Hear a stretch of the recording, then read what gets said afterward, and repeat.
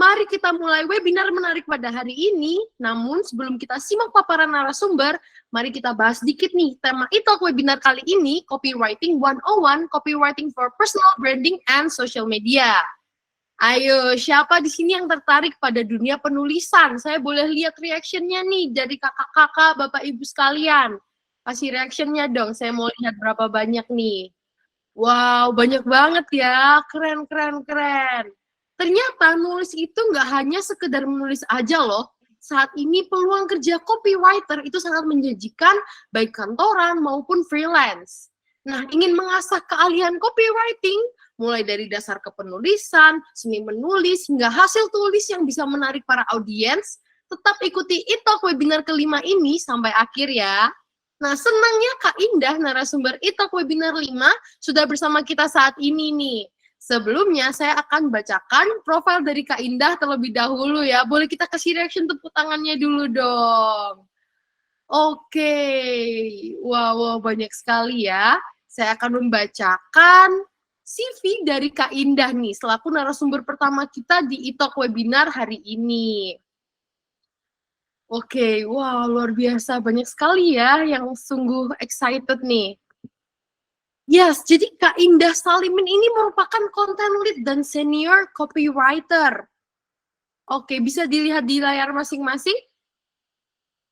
Oke. Nah, Kak Indah ini asalnya dari Malang ya, bener ya?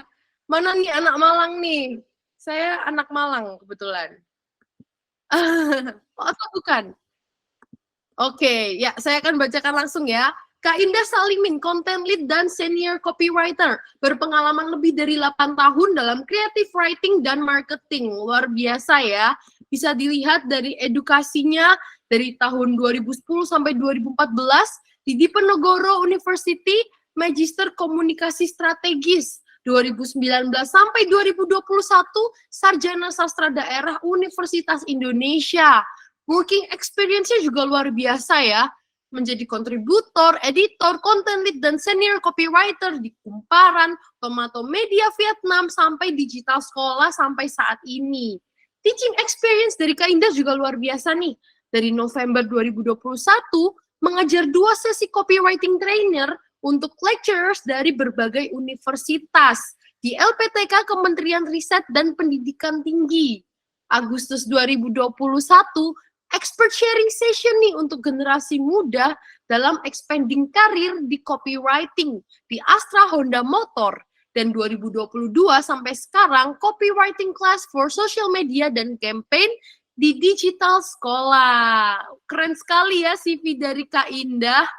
Yuk kita simak paparannya tentang seni merayu dengan kata. Kepada Kak Indah Salimin, saya persilakan. Oke, selamat siang teman-teman semua. Makasih ya Selin untuk pembukaan yang sangat membuat bersemangat nih ya, yang mungkin ngantuk-ngantuk jadi cetar, jadi piar ya. Apalagi tadi sempat gangguannya ini ya putus-putus, jadi waduh ini apa internetku nih yang goyangnya. Gara-gara Selin kita jadi melek nih ya semuanya. Aku ucapkan halo untuk semuanya. Perkenalkan aku Indah, sesuai yang sudah di spill sedikit tadi ya sama Selin. Aku izin share screen ya teman-teman. Sudah muncul ya layarku ya? Sudah terlihat ya? Sudah. Oke, sip. Nah, tadi teman-teman udah di spill sedikit sama Selin bahwa hari ini kita akan belajar tentang copywriting. Nah, ada 2 pendekatan yang cukup menarik ya. Yang pertama akan dibawakan oleh aku. Ini kita akan ngomongin copywriting tapi lebih ke sosial media gitu ya. Nah, nanti akan dilanjutkan sama narasumber satunya, pembicara satunya yaitu Mas Hamzah, lebih fokusnya ke personal branding. Nah, ini aku akan jelaskan sekilas gitu ya tentang copywriting itu apa sih dan kenapa sekarang tuh ini jadi pembahasan yang seksi gitu ya dalam tanda kutip gitu bagi orang-orang yang suka menulis nih, banyak yang sekarang tertarik ke copywriting gitu ya. Nah, tapi sebelumnya aku mau di-share teman-teman latar belakangnya apa nih kesibukannya, apakah mahasiswa atau job seeker atau maba mungkin ya, boleh sambil di-share di kolom komentar. Jadi aku bisa sambil kenalan juga nih sama teman-teman ya, boleh dibantu ketik-ketik di kolom komentar teman-teman kesibukannya sekarang apa. Oke, mahasiswa. Jadi kayaknya kebanyakan siswa mahasiswa ya gitu. Nah, seneng banget gitu ya sekarang mahasiswa tuh udah banyak yang tertarik gitu ya tentang copywriting. Kalau dulu aku pertama kali kerja 2014 itu belum ada tuh nama-nama spesifik untuk profesi kayak sekarang ya. Sekarang penulis digital itu aja ada banyak ya, copywriter, content writer, SEO content writer, UX writer, technical writer. Nah, kalau dulu tuh mungkin namanya cuma satu, penulis gitu atau penulis kreatif gitu ya. Nah, sekarang profesi itu sangat-sangat makin spesifik gitu kan titelnya. Nah, kebetulan aku beberapa tahun terakhir itu banyak berkecimpung ke content writing dan copywriting ya, kemudian semakin mengerucut ke copywriting hingga akhirnya dapat kesempatan nih dari teman-teman Shinta VR ya untuk berbagi ini siang hari ini mengenai copywriting for social media. Nah, kalau kita sederhanain ya teman-teman, sebenarnya copywriting itu apa sih gitu. Terus ini sering mix term ya sama content writing gitu. Banyak orang yang ngira kalau oh content writing itu orang yang tugasnya bikin konten tuh di media sosial gitu ya. Nah, kalau copywriter tuh orang yang bikin artikel gitu. Itu banyak banget yang ketukar gitu. Nah, sekalian ya setelah ikut webinar ini teman-teman jadi bisa membedakan gitu ya kalau copywriter itu intinya adalah ada rayuan di dalam situ gitu, ada sisi persuasif atau ajakan gitu. Jadi kalau teks itu ditujukan memang untuk mengajak orang melakukan tindakan tertentu gitu ya, nggak hanya pembelian, banyak sekali ajakannya bisa bermacam-macam, itu adalah copywriting gitu ya. Tapi kalau misalkan teks itu dimaksudkan fokusnya lebih ke mengedukasi atau entertain, itu kita bisa kategorikan sebagai content writing gitu. Nah, kira-kira mudahnya untuk mengidentifikasi dua jenis hal ini seperti itu teman-teman gitu. Jadi kembali lagi kepada apa itu copywriting gitu ya, adalah sebuah seni gitu ya, merayu audiens atau pembaca melalui kata-kata atau melalui teks gitu. Jadi yang namanya merayu itu kan kita ingin seseorang yang kita ajak bicara itu kan melakukan sesuatu yang kita inginkan gitu kan. Nah, ini yang sering keliru dipahami juga bahwa copywriting itu hanya terkait sama pembelian atau penjualan atau pemasaran gitu. Padahal scope dari copywriting itu sangat luas. Nanti kita akan bedah bareng-bareng ya secara sekilas scope dari copywriting itu apa gitu. Nah, mari kita masuk lebih dalam mengenai copywriting atau seni merayu dengan kata-kata. Nah, ini tadi udah diperkenalkan ya oleh Selin, thank you. Jadi aku bisa skip nih ya teman-teman untuk perkenalanku. Nah, ini menarik banget ya. Aku sempat wondering nih, kenapa ya kok Shinta VR nih kan lebih ke pendidikan gitu ya, yang instansi menurutku kayak lebih dekat sama instansi formal gitu kan, pendidikan, teman-teman yang lagi sekolah gitu. Kenapa ngangkat tentang copywriting gitu. Nah, ternyata menarik banget nih karena tadi udah disampaikan Aryo ya gitu. Bahkan sekarang mahasiswa itu udah tertarik sama bidang ini gitu, dan ada sebuah kemiripan sih ya antara apa yang dilakukan sama Shinta VR dan apa yang dilakukan sama copywriting ini gitu. Kalau dulu pendidikan tuh mungkin kayak belajar cuma di kelas gitu kan, teman-teman duduk, guru nulis di papan tulis, kemudian kita mendengarkan gitu kan sambil ngantuk-ngantuk gitu kan. Nah, kemudian teknologi berkembang dan cara pengajaran gitu, cara teman-teman mendapatkan ilmu itu jadi sangat berubah dan sangat variatif gitu kan, nggak cuma secara konvensional gitu kan, duduk di kelas kemudian mendengarkan guru bicara. Teman-teman sekarang bisa mendapatkan ilmu tuh dari sangat banyak source gitu kan, dengan sangat interaktif gitu kan, dengan multimedia yang sangat menarik gitu. Nah, begitupun juga dengan copywriting gitu kan. Copywriting tuh memang dekat dengan pemasaran, bahwasanya ajakannya itu enggak selalu tentang pembelian, itu benar gitu. Tapi kalau kita lihat dulu, apapun itu dikomunikasikan, apapun itu diumumkan gitu ya, kan lewat offline ya. Nah, itulah apa yang dilakukan sama orang-orang pemasaran atau marketing zaman dulu gitu kan. Dulu ada offline, ada online gitu kan, tapi online-nya mungkin kayak ya belum ada internet ya, mungkin lebih ke digital ya dibandingkan kalau online gitu, lebih ke TV atau radio gitu kan. Tapi sebagian besar masih dilakukan secara offline kan ya, ada baliho, ada selebaran gitu. Aku nggak tahu teman-teman sekarang mungkin udah jarang ya lihat orang sebarin pamflet di lampu merah gitu, tapi kalau zaman aku dulu itu masih banyak banget terjadi gitu kan.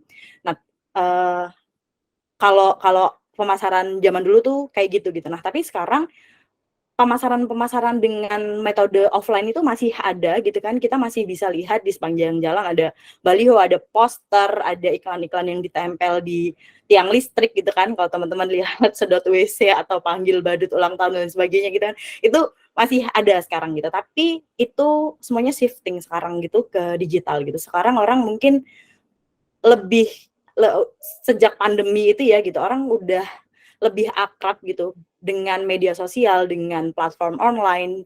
Belanja pun dulu yang lebih suka jalan-jalan ke mall atau pasar gitu ya, sekarang kita lebih suka jalan-jalannya tuh lewat scrolling gitu kan, di toko oranye, di toko ijo gitu kan. Nah, jadi karena behavior atau perilaku konsumennya itu udah berubah gitu kan, lebih penetrasi lebih internet itu juga lebih besar gitu kan. Apa yang dilakukan orang-orang marketing, apa yang dilakukan oleh sebuah perusahaan atau brand dalam memasarkan produk mereka itu juga arahnya tuh diperkuat di online juga gitu ya, gitu. Jadi inilah perbedaannya kalau dulu traditional advertising itu kita bisa dengerin iklan di radio atau mentok-mentok iklan di TV gitu ya, sebar pamflet dan sebagainya. Nah, sekarang tuh banyaknya tuh ke digital gitu kan, ke online gitu kan. Kita bisa lihat berbagai iklan di Instagram, teman-teman scroll 4 foto, terus kemudian foto kelimanya udah iklan. Teman-teman buka TikTok, ada aja gitu kan, iklan-iklan yang muncul, sponsor konten gitu kan, Twitter, bahkan sekarang juga udah ada iklannya. Email apalagi sampai teman-teman males kan ya buka email mungkin kalau nggak penting-penting amat karena isinya promosi gitu ya. Nah, itulah yang disebut dengan digital advertising. Nah, semua semua upaya ini gitu, semua upaya pemasaran ini akan sangat membutuhkan yang namanya copywriter gitu kan. Dia adalah penyihir gitu ya yang bisa kalau Harry Potter kan dia cuma ngikutin aja ya mantranya Wingardium Leviosa dan lain sebagainya gitu. Nah, kalau copywriter dia yang harus merumuskan tuh kata-katanya apa ya biar pembaca ini bisa ngikutin apa yang aku mau atau apa yang brand mau gitu kan. Nah, ngomong-ngomong tentang itu gitu ya, aku balik lagi ke statement awal tadi bahwa orang sering salah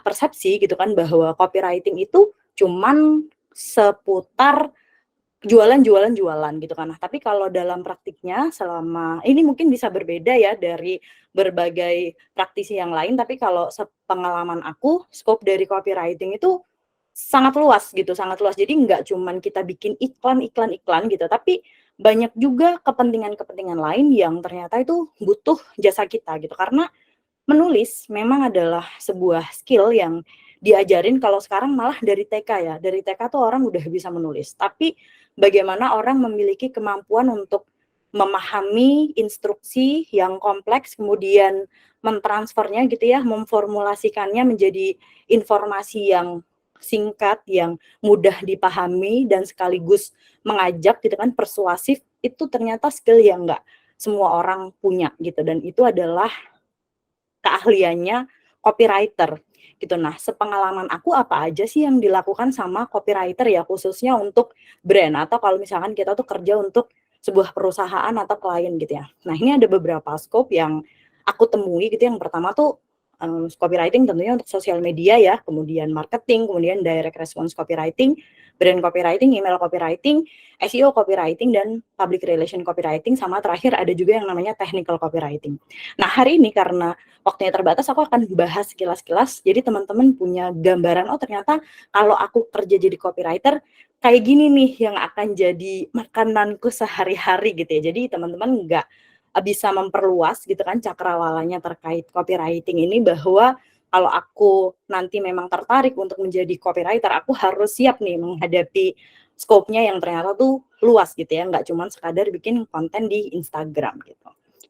Nah, marketing copywriting nih term yang paling ini ya, paling umum, paling dekat gitu ya dengan copywriting gitu. Jadi memang bagaimana copywriting itu dikolaborasikan gitu ya dalam berbagai bentuk format konten, bisa grafis, bisa video TikTok gitu kan, yang tujuannya memang untuk marketing atau pemasaran atau memperkenalkan sebuah entitas gitu kan, baik itu laba ataupun nirlaba, agar diketahui gitu kan atau dikenal oleh audiensnya gitu kan, atau oleh target marketnya gitu kan. Nah, itu adalah fungsi dari marketing copywriting. Nah, kalau teman-teman melihat di berbagai baliho, banner gitu kan, nih ada aplikasi baru, nih ada promo gini, itu yang kita sebut dengan marketing copywriting. Bagaimana sebuah teks dikolaborasikan gitu kan dengan berbagai bentuk konten gitu kan untuk memperkenalkan sebuah entitas, baik itu brand, baik itu yayasan, baik itu seseorang gitu kan,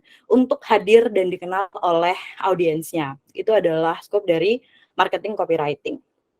Nah, kemudian ada yang namanya social media copywriting juga. Ini jadi sebuah format gitu ya, atau scope dari copywriting yang sangat-sangat hype sekarang gitu, karena kayak semua orang main media sosial gitu kan, bahkan ibu-ibu kita gitu, bahkan orang-orang yang lebih tua gitu kan sekarang juga main Facebook, main Instagram gitu kan, bahkan ada juga yang main TikTok gitu. Jadi kayak brand tuh nggak bisa kalau nggak main media sosial sekarang gitu. Bahkan entitas-entitas yang sangat formal gitu kan, mereka merasa perlu untuk membuat konten-konten mereka di media sosial gitu. Tujuannya ya untuk berkomunikasi gitu sama audiens mereka. Nah, ini adalah peran dari social media copywriting ini gitu ya. Sosial media isinya bisa banyak banget gitu ya, bisa promo juga, bisa pengumuman apapun gitu. Tapi inti utamanya adalah bagaimana teks itu gitu digunakan untuk berkomunikasi gitu, untuk membangun hubungan yang lebih dekat antara sebuah entitas dengan audiensnya. Itu adalah scope dari social media copywriting. Nah, kemudian ada lagi namanya direct response copywriting. Ini tuh juga dibikin sama copywriter juga. Kalau misalkan teman-teman buka sebuah aplikasi, terus ada pop up notifikasi gitu ya, kayak gini, teman-teman buka websitenya Shopee, terus ada tawaran semua di Shopee diskon 50%, terus ada ajakan untuk belanja sekarang gitu kan, teman-teman hanya diberikan waktu beberapa detik untuk memutuskan apakah teman-teman tertarik dan mau mengikuti ajakannya ini untuk belanja atau enggak gitu. Nah, itulah namanya direct response copywriting, atau berarti respons ketika kan ya, teman-teman cuma diberikan waktu yang sangat singkat gitu untuk memutuskan teman-teman tertarik atau enggak. Kalau tertarik, teman-teman akan klik button belanja sekarang gitu kan, dan diarahkan ke sebuah page tertentu untuk melakukan transaksi. Kalau teman-teman enggak tertarik, bisa klik tanda X di kanan atas gitu. Nah, ini adalah scope kecil dengan yang sangat umum juga gitu kan, dilakukan sama copywriter. Ini kita sebut dengan direct response copywriting. Ini sangat-sangat efektif. Biasanya pemasarannya ya tawarannya itu harus sangat menarik ya, harus sangat-sangat menguntungkan atau sangat-sangat bikin kepo gitu, sehingga orang tuh tertarik untuk dalam sekian detik itu memutuskan untuk oke, aku mau ngecek ini gitu. Nah, ini juga jadi bagian dari role-nya copywriter gitu ya. Meskipun mungkin di setiap entitas kan beda-beda ya, kayak semakin besar biasanya sebuah perusahaan punya copywriter yang banyak gitu ya untuk handle berbagai channel mereka gitu. Tapi kalau misalkan teman-teman nanti kerja di sebuah perusahaan yang kecil gitu, bisa jadi satu orang copywriter tuh harus bisa gitu ya untuk bikin berbagai macam teks copywriting gitu. Nah, terus selanjutnya brand copywriting. Brand copywriting tuh adalah teks yang digunakan gitu ya untuk menghadirkan brand di tengah-tengah masyarakat mereka gitu, melalui serangkaian kata-kata padat dan ikonis gitu ya. Dalam artian kalau denger atau baca kata itu, orang tuh langsung terasosiasikan sama sebuah entitas. Misalnya Tokopedia, Gojek, brand-brand besar kan sering mengeluarkan campaign-campaign ya, kayak hashtag mulai aja dulu gitu. Itu dilakukan di banyak konten gitu kan, dikeluarkan di berbagai platform mereka gitu. Mereka ingin mengasosiasikan Tokopedia ini ya dengan hashtag mulai aja dulu ini gitu. Kalau Gojek dulu pernah ada pasti ada jalan gitu-gitu kan ya. Kalau tagline yang lain kayak teman-teman ngelihat tulisan mengatasi masalah tanpa masalah, ingatnya ke siapa? Ke Pegadaian gitu kan. Just do it, itu ingatnya ke siapa? Ke Nike gitu. Nah, itu juga tugas copywriter gitu kan, dalam scope untuk bagaimana kita bisa mengkomunikasikan value atau nilai yang panjang gitu kan, yang panjang lebar dijelasin sama pemilik perusahaannya, kita mau gini nih, tolong dong rumusin itu dalam satu kalimat yang pas banget sama pesan dan value kita itu gitu. Itu juga challenge ya sebagai copywriter gitu. Jadi jangan kaget gitu kalau nanti teman-teman nge-handle Instagram gitu kan, media sosial, terus kita mau keluarin campaign nih, kita pakai hashtag apa ya yang pas sama brand dan sama komunikasi yang pengen kita sampaikan gitu. Itu dalam scope copywriting disebutnya brand copywriting gitu. Nah, terus tadi ya aku sempat singgung juga email copywriting itu, walaupun mungkin sebagian besar teman-teman menganggap aduh email nih isinya spam aja nih, males gitu. Tapi jangan salah, masih banyak banget brand yang menggunakan email marketing ini untuk memasarkan program-program atau penawaran-penawaran yang mereka miliki kepada konsumen mereka gitu kan. Nah, saya kadang-kadang juga masih buka sih, ada yang menarik nggak sih ini di tawaran email ini gitu kan. Jadi walaupun mungkin penetrasinya tuh nggak gimana ya, bukan komunikasinya tuh nggak kayak kalau kita ngebuka Instagram gitu ya, tapi tetap aja gitu ya untuk orang-orang tertentu mungkin ngebuka email tuh justru lebih sering dibandingkan mereka ngebuka media sosial kan gitu. Jadi mereka masih melakukan pemasaran-pemasaran itu melalui email gitu. Nah, itu juga jadi tugasnya copywriter tuh untuk bisa ngerumusin gimana ya cara bikin judul email yang catchy gitu ya untuk bisa membuat orang tuh tertarik untuk ngeklik penawarannya ketika masuk ke inbox mereka. Itu yang dalam copywriting tuh scope-nya masuk ke email copywriting. Nah, terus ada lagi SEO copywriting gitu. Wah, apalagi nih SEO gitu ya. Nanti kalau teman-teman udah terjun nih ke copywriting, mungkin akan makin dekat tuh gitu, makin kenalan lagi sama SEO. Setelah ini mungkin teman-teman bisa mulai ketik-ketik gitu yang belum tahu SEO sama sekali, apa sih ini SEO gitu. SEO tuh search engine optimization ya, gimana sebuah brand atau entitas apapun itu mengoptimalkan hal-hal dalam pembuatan konten biar audiens itu lebih mudah menemukan mereka ketika mengetikkan sebuah kata kunci di Google gitu ya. Moga-moga ini nggak terlalu sulit ya untuk dipahami, tapi nanti habis ini mungkin teman-teman bisa kulik-kulik sendiri nih, SEO copywriting tuh apa sih, SEO tuh apa sih gitu. Nah, intinya biasanya terkait sama blog sama website. Gimana ya caranya kalau misalkan user itu pengguna Google di luar sana ngetikin sebuah kata kunci tertentu, kemudian di enter brand kita atau website kita yang akan muncul gitu. Nah, itu kan butuh keahlian juga ya untuk merumuskan kata-kata apa yang digunakan untuk judul website mereka, kata-kata apa yang digunakan untuk meta deskripsi website mereka.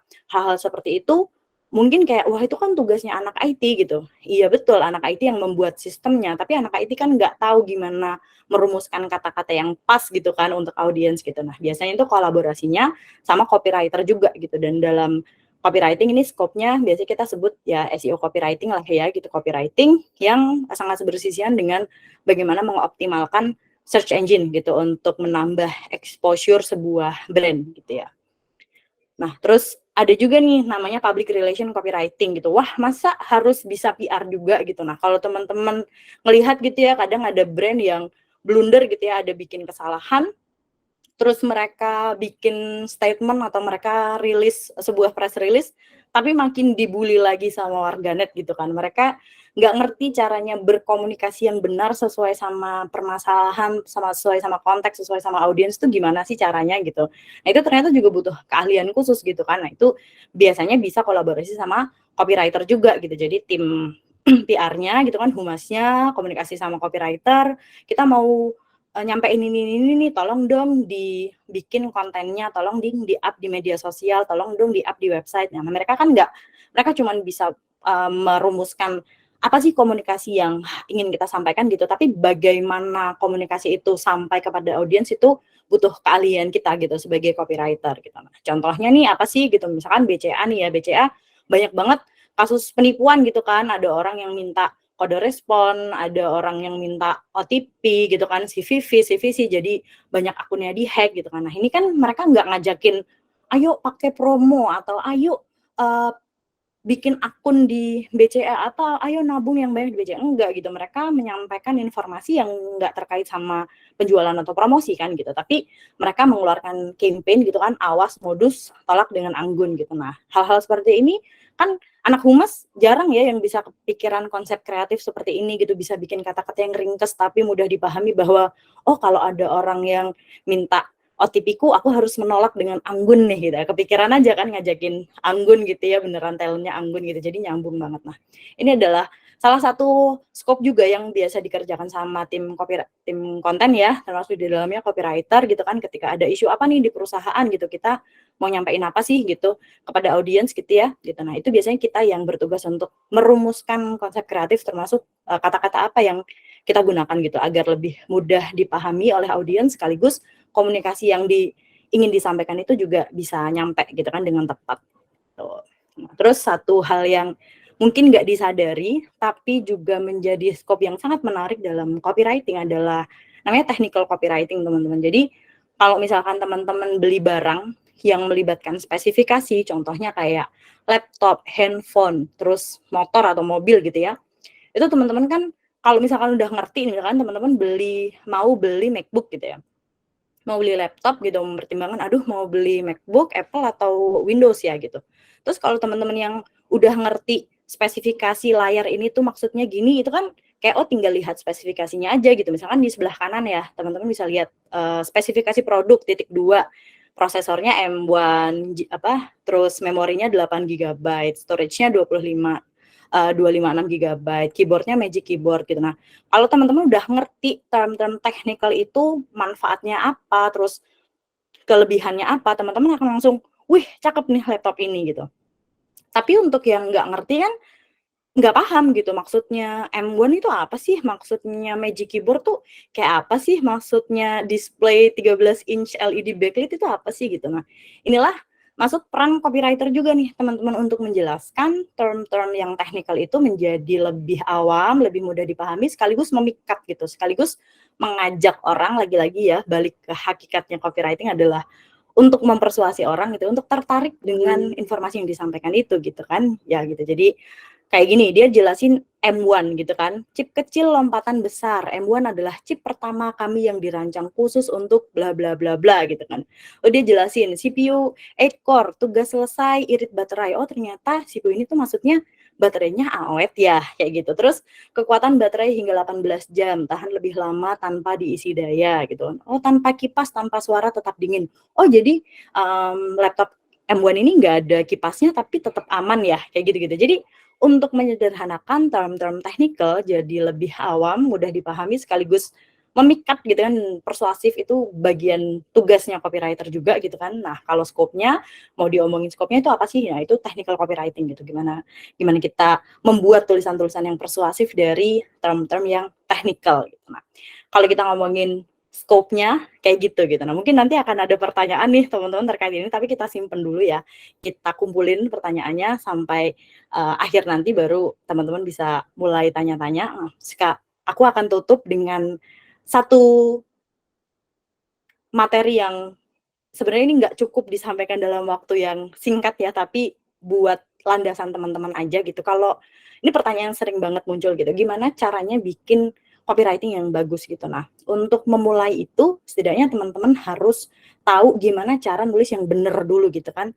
Ada 3 hal yang dalam copywriting untuk media sosial ya, khususnya untuk media sosial ini harus teman-teman pahami gitu. Aku nyebutnya tuh pilar dalam copywriting untuk media sosial.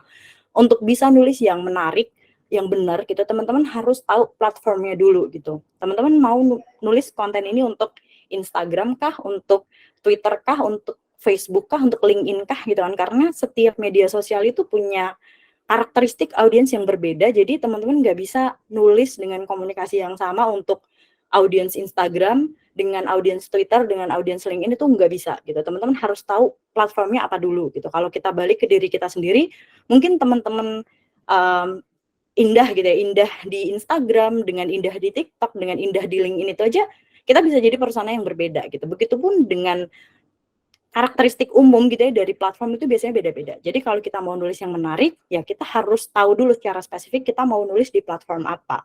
Gitu kan. Terus kemudian yang nomor 2, kita harus tahu kita ngomong sama siapa gitu kan. Audiens kita itu siapa. Kalau misalkan kita bikin konten untuk diri kita sendiri, audiens konten itu tuh tujuannya apa? Sekadar pokoknya aku mengeluarkan unek-unekku gitu kan, persetan orang mau ngomong atau enggak, atau emang diarahkan untuk membuat orang tuh engage. Kalau diarahkan untuk membuat orang engage gitu kan, tertarik untuk komen, DM dan lain sebagainya, ya harus disesuaikan dong gitu. Audiensku tuh umurnya berapa sih, jenis kelaminnya kebanyakan apa sih, minat mereka tuh apa sih, mereka sekarang dalam kategori apa sih, apakah mahasiswa, job seeker, ataukah fresh graduate gitu kan. Nah, kita harus tahu dulu gitu platformnya apa, kemudian audiensnya siapa gitu kan. Ibaratnya kita ngomong sama temen, kita ngomong sama guru kita ngomong sama kakak kita ngomong sama orang-orang yang nggak kita kenal gitu kan, atau orang yang lebih tua, itu aja gaya komunikasi kita beda kan ya, pasti apa yang menarik untuk mereka itu kan beda kan ya pasti. Nah, begitu juga dengan copywriting. Konten apa yang kita buat untuk teman-teman yang sedang sekolah di SMA, atau konten-konten apa yang kita buat untuk teman-teman yang sekarang sedang kuliah, maba gitu, dengan kuliah tapi udah semester akhir gitu, atau teman-teman yang baru lulus gitu, itu pasti minatnya tuh beda-beda gitu. Jadi untuk membuat copywriting yang menarik, ya balik dulu gitu, kita harus tahu di mana platform kita akan menulis gitu kan, konten itu akan di up di mana gitu kan. Kemudian kita harus tahu audiens kita itu siapa gitu kan, kita lagi ngomong sama siapa, dan kita sesuaikan gaya komunikasi kita itu sama gaya komunikasi mereka dan hal-hal yang menurut mereka itu menarik gitu ya. Nah, yang nomor 3, jangan lupa juga disesuaikan sama branding sama brand voice-nya gitu. Jadi kalau teman-teman belum tahu apa itu branding atau brand voice ya, setiap brand itu biasanya punya karakter masing-masing gitu. Kayak misalkan kita ngomongin brand kopi gitu ya, kopi kenangan sama kopi Starbucks, itu kan sama-sama jualan kopi ya. Tapi kalau teman-teman cek di media sosial mereka, mereka punya gaya komunikasi yang sangat berbeda gitu. Cara ngomongnya di Instagramnya Starbucks sama cara ngomongnya kopi kenangan itu beda banget gitu ya. Kopi kenangan tuh lebih peres gitu ya, manggilnya babe gitu, sedangkan Starbucks tuh kayak lebih cool, lebih elegan gitu. Nah, itu yang disebut dengan brand voice ya, singkatnya seperti itu.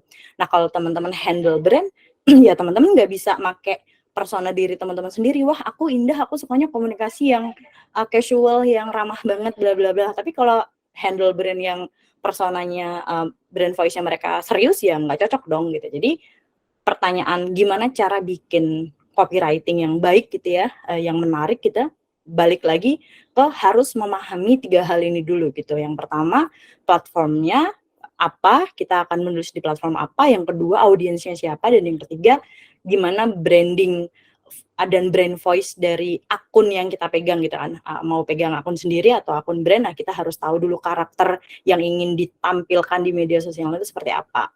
Kalau 3 hal ini udah paham banget, baru deh nanti kita bisa nemuin konten-konten yang kiranya cocok, kita bisa ngerumusin gaya komunikasi apa yang sesuai gitu. Nah, baru nanti kita bisa bikin copywriting yang pas gitu ya, yang pas, tepat, dan menarik untuk audiens kita gitu. Nah, kira-kira kalau copywriting untuk media sosial itu seperti itu teman-teman. Nah, kalau misalkan tertarik nih, gimana ya kalau misalkan aku pengen jadi copywriter untuk sebuah brand gitu, atau untuk biar dapat klien gitu. Skill apa aja nih kira-kira yang harus aku punya gitu ya untuk siap-siap nih ancang-ancang dari sekarang gitu ya. Kira-kira ya pastinya kreativitasnya ya. Nanti aku udah ngintip slide-nya Mas Hamzah nih, nanti ada beberapa contoh konten yang super kreatif gitu yang akan di-share gitu ya. Nah, itu kan hanya bisa dibuat gitu ya kalau copywriter itu punya sense of creativity yang baik kan gitu. Terus kemudian komunikasinya tentu saja harus bagus gitu, karena apa?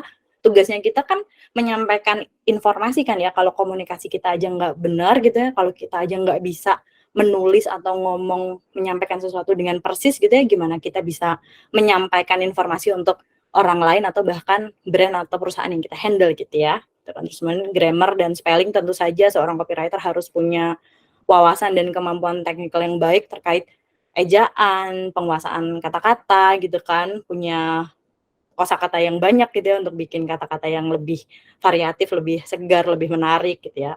Terus attention to detail ini sangat-sangat penting gitu kan, gimana kita bisa menulis dengan baik, sangat concern terhadap typo, jangan sampai ada salah ketik, salah konteks dan sebagainya ya gitu. Terus research gitu kan, untuk tadi mahamin 3 hal itu kan kita harus mau ya ngublek-ngublek, kita harus mau research kan ya gitu, audiensku siapa, brand ini seperti apa, Instagram itu sekarang arahnya tuh konten-konten seperti apa yang works, yang disukai sama audiens gitu. Itu sangat-sangat lekat sama aktivitas research gitu ya. Jadi kalau teman-teman nggak suka ngulik-ngulik, itu mungkin akan kesulitan gitu kalau mau jadi copywriter gitu.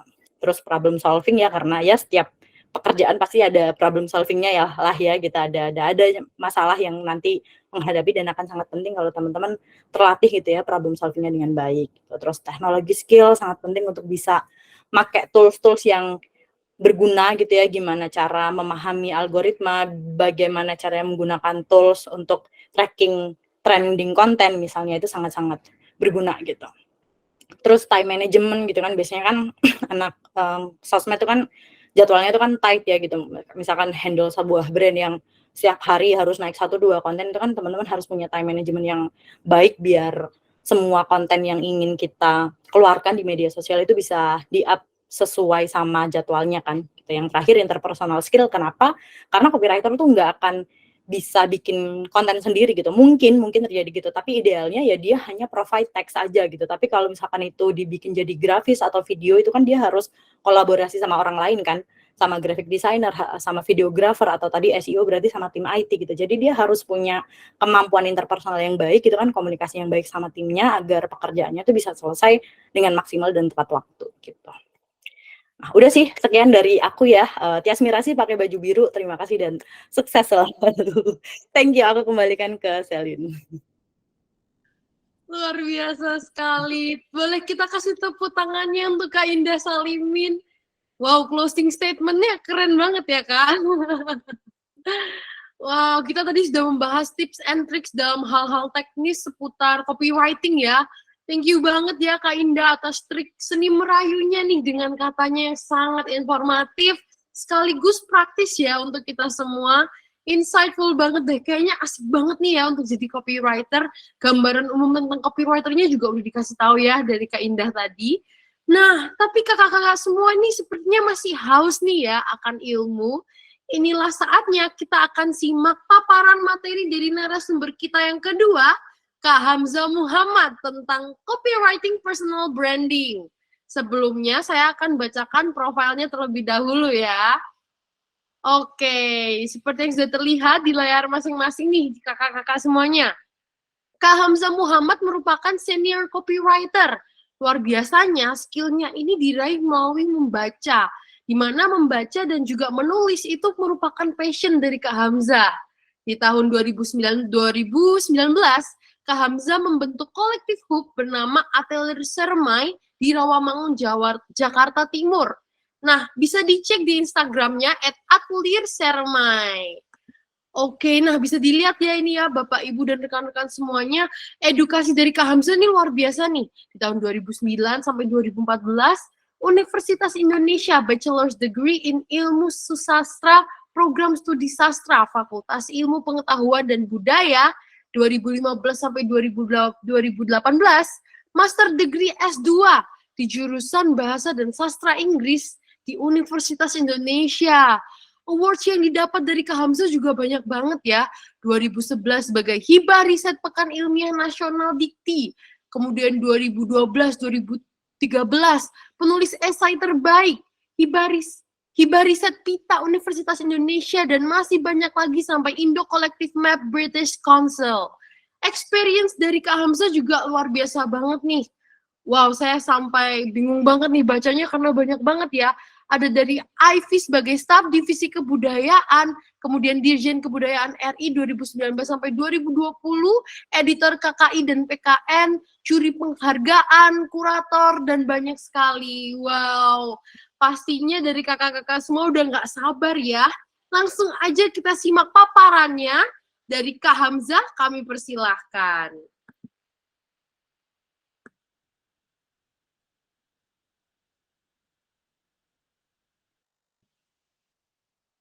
Oke, mungkin kita perlu pancing ya. Kita kasih reaction-nya dulu dong, kakak-kakak semuanya nih, biar Kak Hamzahnya keluar. Nah.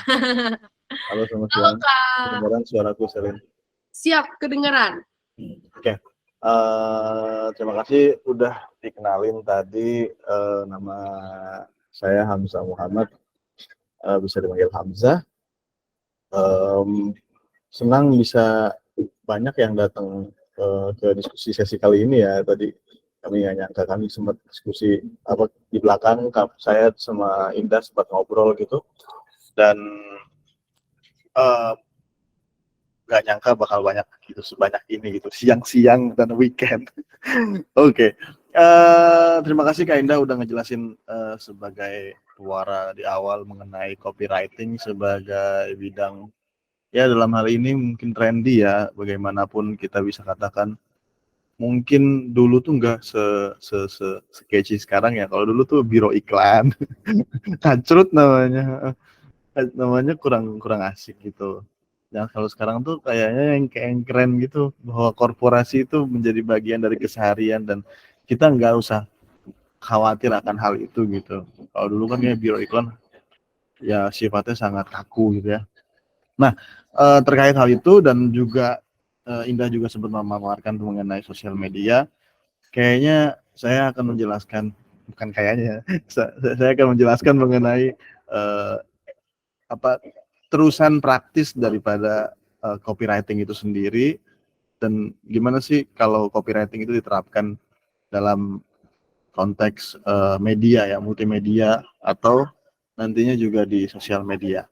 Oke, saya akan presentasi sebentar ya. Oke, saya slide-nya lucu-lucu aja nih teman-teman ya. Kelihatan kan teman-teman? Oke, kelihatan ya. Nah, oke, Selin kedengaran nih suara saya kedengaran ya? Aman, Kak. Aman ya, oke. Tentang personal branding. Personal branding kan apa ya? Bagaimana sebuah brand itu memperkenalkan dirinya sehingga terwakilkan semangat daripada image itu sendiri gitu. Bahwa dalam sebuah dalam sebuah penampilan diri atau representasi gitu kan, kita nampilin diri itu kita pengen dikenal kan. Kayak siapa gitu. Nah, dulu waktu kecil saya inget banget tuh iklan ini gitu, iklan Daya. Aku inget banget kayak iklan ini tuh melekat di benak saya gitu. Emang di televisi ya dulu ya, tapi kata-katanya kan cuma dak dik duk der gitu. Cuman dak dik duk der itu kan copywritingnya katakanlah ya. Dak dik duk der gitu. Jadi cuma 4 kata doang tapi langsung nendang gitu. Dak dik duk der. Nah, terus langsung nama brandnya itu sendiri. Nah, itu saya rasa itu adalah itu adalah copywriting untuk personal branding. Nah, siapa yang di branding personalnya? Yaitu tadi si sosok ini, si sosok yang menjadi yang menjadi figur di iklan ini gitu. Nah, di kemudian hari teman-teman menemukan kemiripan tokoh ini dengan siapa gitu katakanlah, dan itu kan jadi ke recall lagi ingatan saya. Kira-kira begitu. Saya share dulu. Nah, oke.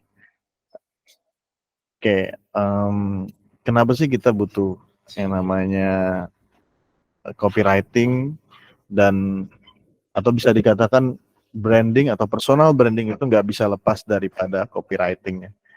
Nah, karena kita tuh pengen memperkenalkan diri tadi. Kita tuh pengen membuat orang tuh kayak ngelihat kita ngintip atau penasaran gitu. Nah, yang namanya branding itu bagaimana caranya sebisa mungkin itu jadi personal gitu. Bahwa sesuatu yang katakanlah sifatnya terlalu korporasi, terlalu pabrikan, terlalu perusahaan, tapi di branding begitu personal. Nah, kita melihat kemarin tuh jadi viral tuh ya iklan iPhone yang baru. Copywritingnya cuman kuning keren. Saya ngeliat di Twitter ya, saya ngeliat di Twitter thread terkait soal ini. Wah, siapa ini copywriternya nih, ganti gua aja lah gitu. Ada yang komentar gitu, ganti saya aja lah. Masa gini doang copywriternya, kerjanya dikit doang. Tapi pasti ada pertimbangan sehingga kenapa kopinya itu cuma kuning dan keren. Nah, saya rasa karena hanya untuk mempersingkat image. Halo, bocor suaranya. Selin, itu ada yang bocor suaranya ya? Kak Miski ya. Oke. Sudah, Kak. Aman ya, Kak? Terima kasih sudah di-mute. Oke, terima kasih ya. Oke, makasih ya. Maaf ya Miskia Tuni. Nah, lanjut. Karena branding itu bagaimana caranya sebuah brand itu membuat sesuatu menampilkan dirinya secara personal, dia butuh copywriting. Karena kenapa? Karena supaya si brand ini otentik gitu. Si brand ini bisa apa yang disebut hari ini sebagai sesuatu yang relate gitu. Nah, bagaimana sesuatu yang katakanlah iklan iPhone ini kuning, keren, oh nanti orang bisa nge-reverse ke misalnya dalam tanda kutip misalnya Universitas Indonesia atau orang yang suka kuning gitu atau penyuka lagu Coldplay yang ada lagunya Yellow misalnya, kita kan nggak pernah tahu bahwa impact dari copywriting yang kecil itu mungkin bisa membuat orang penasaran gitu. Apa sih relasinya kuning keren antara kata kuning dan keren? Kita nggak pernah tahu, tapi teks ini menghadirkan hadir begitu aja dan kita sehingga kita kayak penasaran gitu. Nah, salah satu cara untuk meyakinkan bahwa copywriting itu selalu menguatkan brand itu sendiri adalah ya sebisa mungkin otentik, sebisa mungkin kayak nggak dilebay-lebayin atau dalam hal ini mungkin saya mau bilang jujur ya, jujur sesuai dengan kebutuhan atau target atau goals yang ingin dicapai daripada branding seperti apa gitu. Oke, next ya. Oke, nah ini juga nih. Kemarin kan ada apa jadi semacam viral juga ya. Ini siapa nggak, saya nggak tahu ini siapa namanya, lupa. Saya tahu inget ini siapa sih nama orangnya, si tokoh ini. Keanu, Kak. Oh iya Keanu. Nah, saya lupa nama itu. Ya terima kasih ya Jessica. Nah, dia kan image-nya kan orang yang suka ngomel-ngomel ya di sosial media ya, bahwa aktivitas itu bukan artis yang dalam hal ini dia main film layar lebar atau yang punya image dalam hal ini baik-baik aja gitu, tapi dia kan suka ngomel-ngomel ya di sosial media, ngejawab penjelasan gitu. Nah, dia jadi brand ambassador iklan sampo, coba kita bayangin. Nah, ternyata itu Pantene butuhkan sehingga dia dijadikan brand ambassador. Kebetulan dia gondrong mungkin. Nah, mungkin juga kampanye juga bisa disesuaikan dengan kebutuhan dari company itu sendiri gitu. Rambut capek. Nah, teman-teman tahu tuh, saya cuma tahunya dikit doang padahal. Intinya bahwa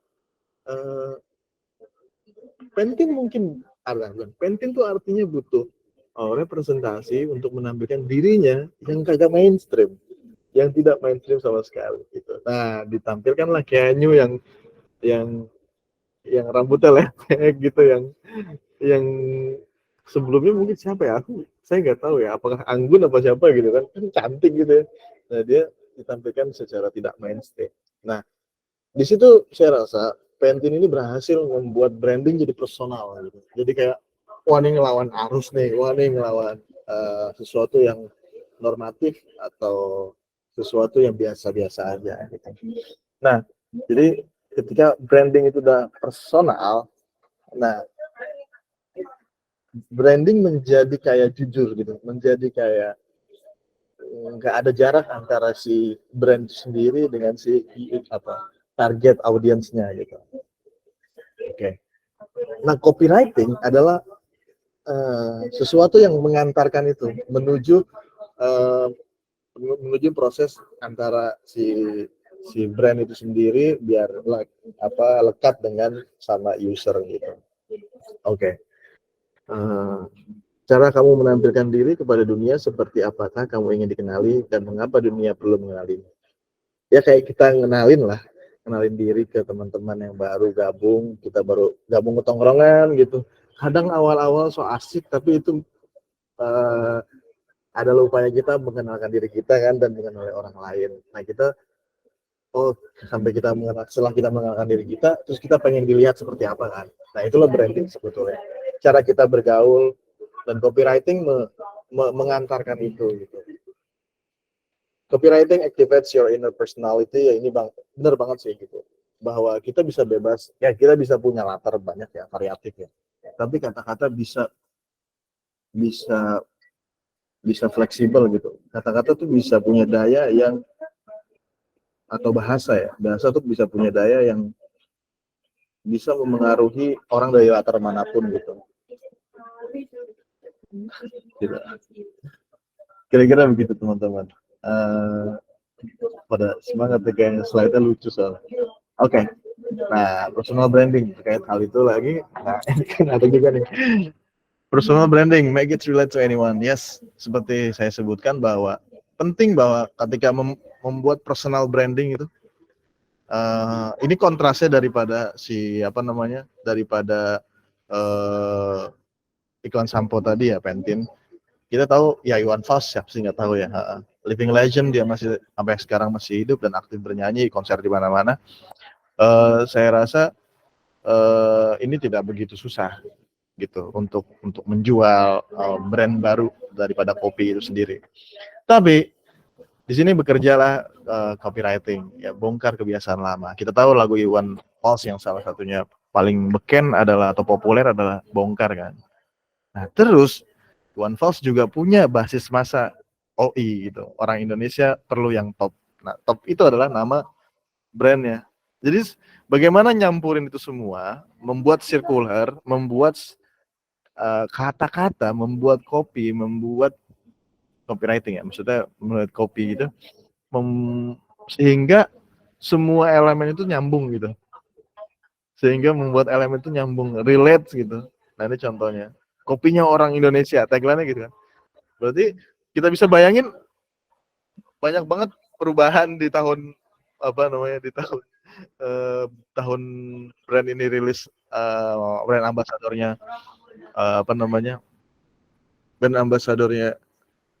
brand ambasadornya Iwan Fals ini rilis.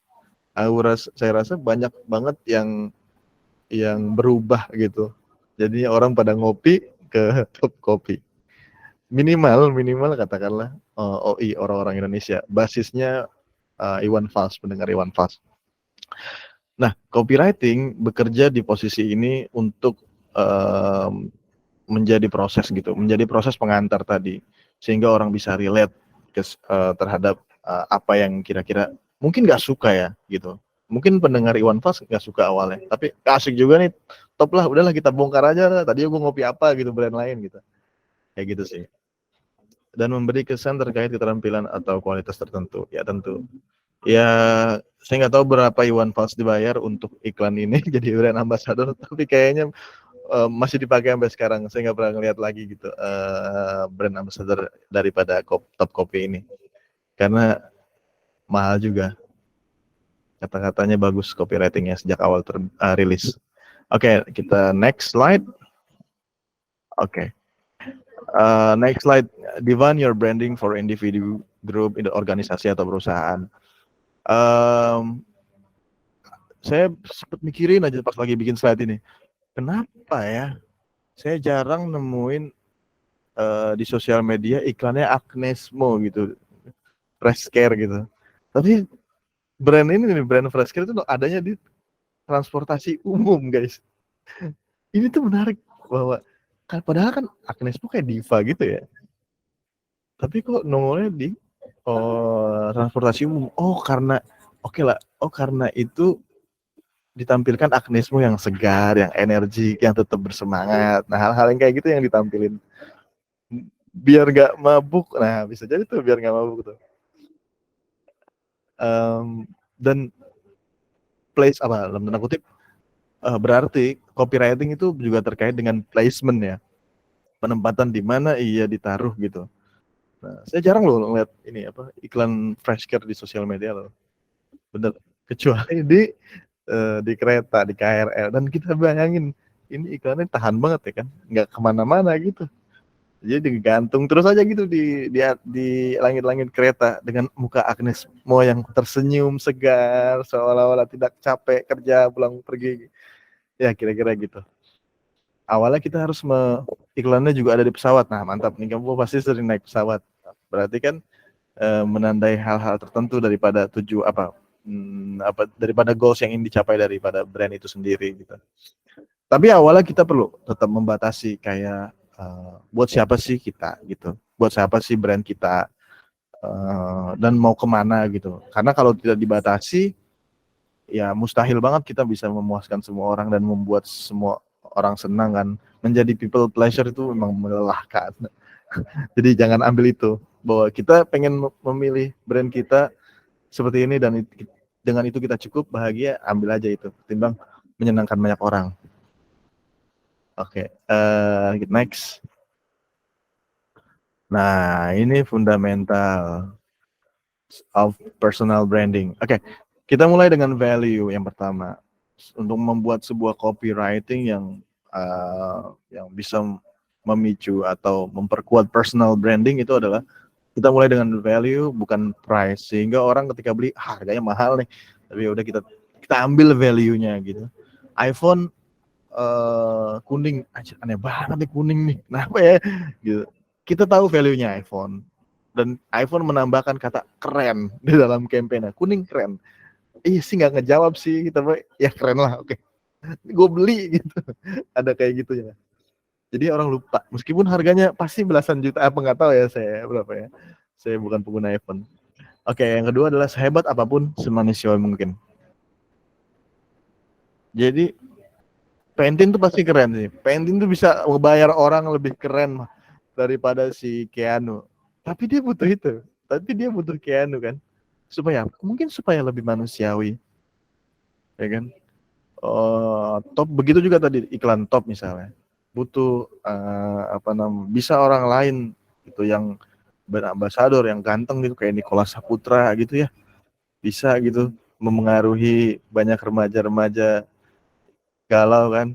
Terus tapi dia butuhnya Iwan Fals. Karena dobrakannya sesuai dengan campaign gitu. Oh, butuh Iwan Fals karena Iwan Fals punya lagu bongkar, punya masa yang banyak, namanya udah ada gitu. Kayak gitu. Sehingga lebih manusiawi gitu. Nah, yang ketiga, bukti nyata lebih baik ketimbang janji.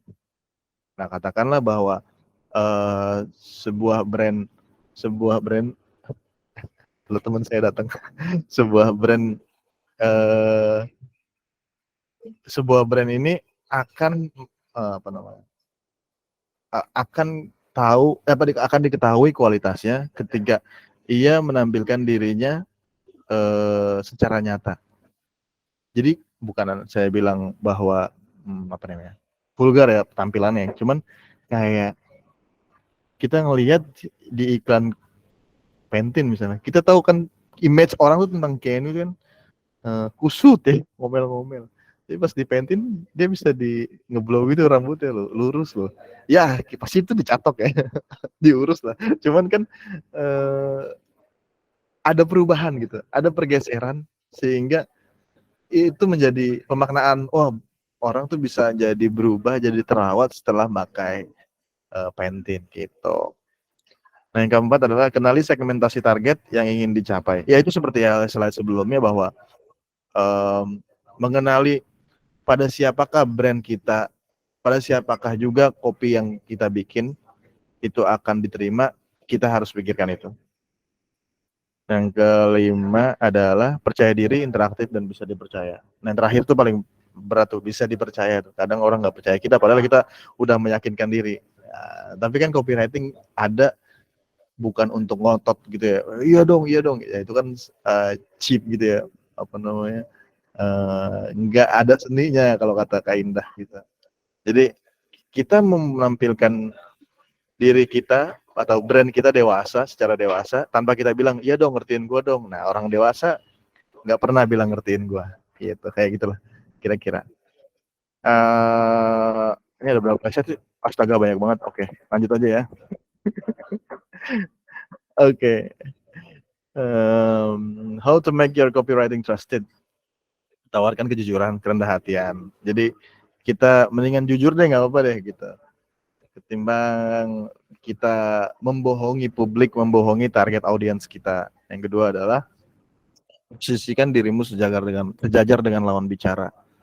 Kalau terlalu pintar copywritingnya, nanti malah orang mental. Atau terlalu nyeleneh, nggak sesuai dengan brandnya, nanti orang mental. Jadi kita awali dengan mengenali brand yang kita mau tuh seperti apa gitu. Baru kita nampilin, oh target audiensnya kita mau edukasi begini nih, kita belokin ke sini kata-katanya gitu. Yang ketiga adalah hindari terlalu menggurui atau tidak wajar, lebay. Nah itu nggak perlu sih yang kayak gitu-gitu. Mungkin perlu sejauh sejauh kampanye itu emang terstruktur dengan rapi gitu, atau yang memang kali ini kita pengen beda lah karena momentumnya ada Idul Adha misalnya, ada hari raya gitu. Nah itu bisa tuh dimaklumi gitu. Kita tahulah iklan-iklan di media sosial, di televisi, iklan ketika bulan Ramadan tuh kreatif semua tuh. Nah itu kan dimaklumi kan. Padahal iklannya rokok atau apalah gitu. Tapi bonding persahabatan, pesan-pesannya. Kenapa kita nggak perlu menggurui orang ya? Karena orang-orang udah pinter. Nah, jadi jangan pernah membodohi, jangan pernah pikir untuk membodohi ketika teman-teman nulis tuh membodohi orang atau menggurui tadi. Jadi biarin mereka tahu siapa kamu yang nulis ya karena emang kamu begitu gitu. Karena kamu menampilkan diri kamu adanya. Kayak misalkan saya harus disuruh presentasi secara serius pakai kemeja, nggak bisa, kayaknya susah deh. Saya pasti akan tawa-tawa gitu dan saya aja begini gitu kan. Nah contohnya begitu. Apakah yang minum tolak angin itu adalah orang pintar? Kita nggak tahu. Tapi branding ini bekerja banget. Nah ini contohnya. Renal Kasari adalah orang yang memang pintar. Dan apakah tadi pertanyaannya, apakah memang pengguna tolak angin itu menjadi pintar? Bisa jadi tidak menjadi pintar. Tapi yang merasa bodoh, merasa dirinya pintar. Nah itu menjadi penting kan gitu. Jadi ada value yang oke lah, pinter kan kata yang terlalu umum ya, tapi copywritingnya itu bekerja gitu, kira-kira gitu ya. Next. Oke. Communication is must. Jadi tadi saya sebut bahwa interaktif itu perlu juga. Nah artinya membuat copywriting itu adalah juga seperti berkomunikasi. Jadi itu adalah keharusan itu. Sesimpel-simpelnya dak dik duk der daya dan kuning keren, tetap itu komunikasi. Itu cara brand mengenalkan dirinya, cara si copywriting mengenalkan dirinya ke user gitu, ke target audiensnya. Be specific and focus. Ya spesifik, fokus. Kalau nggak bisa spesifik, kalau misalnya spesifik terlalu kebanyakan gitu kata-katanya, dipotong, jangan banyak-banyak. Be calm and confident. Ya tenang gitu. Kita lagi menjadi orang lain dan membuat orang lain percaya gitu. Bahwa ternyata seni menulis adalah seni membuat orang lain percaya, tidak lebih dari itu gitu. Be thankful to others' opinion. Ya kita berterima kasih dengan misalnya kalau ada respon gitu di sosial media, kita posting semacam iklan gitu untuk brand gitu yang tempat kita bekerja, terus ada komentar netizen, komentarnya menganalisis apa copywriting gitu. Wah ini branding ini menarik kalau ditambahin ini. Nah itu ide-ide yang kayak gitu kita tampung aja gitu. Kita tampung untuk kebutuhan brand itu sendiri gitu. Sering kan seniman atau perusahaan itu sendiri dapat ide dari hal semacam itu gitu, dari sesuatu yang viral mungkin kalau hari ini ya. Oke, persuasif komunikasi itu memengaruhi target audiens kita, dan artinya copywriting itu nggak cuma sesimpel atau terlalu butuh call to action ya, atau kata-kata terakhir buruan sebelum kehabisan ya, karena itu terlalu mainstream gitu. Gimana kita membuat sesuatu yang lebih mewakili diri kita gitu, tanpa harus terbebani menjadi orang lain. Kuning keren, oke keren. Kita nggak tahu kerennya kayak apa. Mungkin karena belum beli ya saya ya. Oke, next. Nah ini nih. Oke, ya Selin kenapa Selin? Nggak apa-apa, kayak relate aja gitu sama kata-katanya. Nah, oke. Ya kita bisa pilih cara kita ngomong ya, cara kita nulis kayak apa gitu. Friendly, serious, profesional, fun, kreatif. Ada banyak pilihan-pilihan cara kita membuat copywriting atau menampilkan diri untuk personal branding. Ya itu kan kesan yang ingin orang lain lihat ke kita ya. Nah, hal kayak gitulah yang membangun hubungan antara kita dengan target kita atau user kita gitu. Tanpa pesan tersebut kita nggak ada apa-apanya gitu, karena yang tertinggal misalnya abis ngobrol gitu habis ikut webinar inilah misalnya. Gimana tadi? Terus salah satu peserta ditanya, gimana tadi webinarnya? Asik sih. Yang satu ngomongin seni menulis, oke, tapi yang satu nyeleneh. Tapi ada tuh, jadi ingetnya tuh misalnya kalian ingetnya ke presentasi saya bukan pada kata-katanya nggak apa-apa, tapi pada pesan-pesan dari posternya kan nggak apa-apa kan. Berarti kan cara saya menampilkan diri bekerja, kata nyeleneh itu misalnya. Nah itu kesan yang ingin saya tampilkan. Oke, next. Oh ini terakhir. Oke. Nah personal branding ya pada akhirnya nggak ada artinya tanpa copywriting, ya kan? Dan kita bisa ngelihat bagaimana Elon Musk mengubah Twitter menjadi X gitu. Dan ini dia nge-tweet September kira-kira 2022. Sekarang namanya itu masih Twitter ya guys. Sekarang namanya X. Ini absurd banget kan. Please note that Twitter will do lots of dumb things in coming months. We will keep what works, change what doesn't. He changed the logo, he changed the name, ya kan? Dan apa kalau bukan personal branding itu sendiri, ya kan? Apa yang dilakukan Elon Musk adalah personal branding untuk dirinya, juga untuk perusahaannya yang diakuisisi sama dia. Oke, sekian presentasi dari saya, Hamzah Muhammad. Saya serahkan ke Selin. Terima kasih. Wah, terima kasih Kak Hamzah Muhammad atas paparannya. Boleh kasih reaction-nya, terima kasih untuk Kak Hamzah. Wah, apa adanya dan jujur, kreatifnya juga ya, PPT-nya keren banget. Kita jadi tahu banyak banget ya tentang copywriter dan juga personal branding. Sekali lagi boleh kita kasih tepuk tangan untuk kedua narasumber yang keren banget nih pada webinar hari ini. Oke. Baiklah, kakak-kakak semua nih, peserta e-talk webinar 5. Agenda-agenda menarik yang sayang banget kalau misalnya kakak-kakak semua lewatin. Jadi pastiin untuk stay in touch dengan kita ya. Nah, jangan leave dulu karena kita akan ada sesi foto bersama. Silakan boleh dibuka fitur fotonya, alias fitur kameranya ya, boleh dinyalakan nih. Oke. Tidak apa-apa, oke. Banyak yang nggak bisa ya. Alright, mungkin nanti akan dibantu dengan kakak-kakaknya, akan dibagikan atau di-follow up melalui grup ya. Seperti itu. Oke. Nah, sambil menunggu, boleh sambil dinyalakan nih kameranya kakak-kakak semuanya. Oke, boleh dinyalakan. Yes. Mantap, keren. Boleh saya minta semuanya untuk menyalakan kameranya? Semuanya sudah isi presensi ya? Boleh kasih reaction-nya yang sudah? Oke.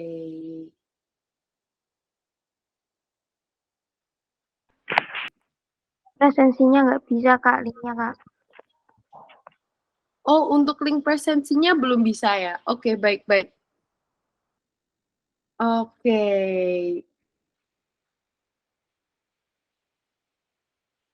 Yes, gak apa-apa. Masih ya? akses yang itu Kak, yang ditutup. Harus ada izin. Oke, bisa dicek sekali lagi ya, karena absensinya sudah bisa nih.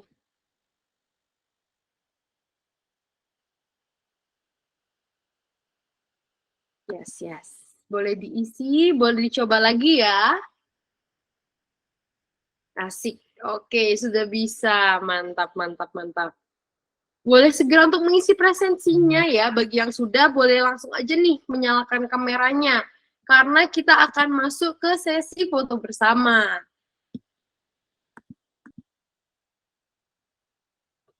Oke.